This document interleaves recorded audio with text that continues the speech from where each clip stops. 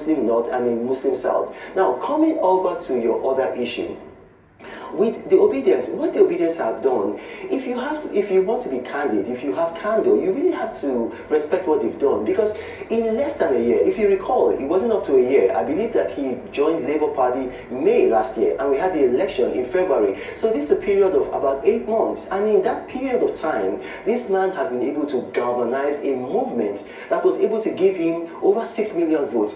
Anybody saying that these people are, that they are idiots, Obidients, you're not being very, very wise. If they had joined with the People's Democratic Party, if Peter Obi had not left our party, we would have won the election even with rigging, hands down. So these people, they've actually been able to do something that is very, very commendable. In fact, I foresee that in future, in places like Harvard University, in places like Yale, in places like Oxford, people will study what Peter Obi did, because what Peter Obi did, he almost replicated what Emmanuel Macron did with his party. Emmanuel Macron built a new party, which is unheard of in France, and was able to emerge victorious.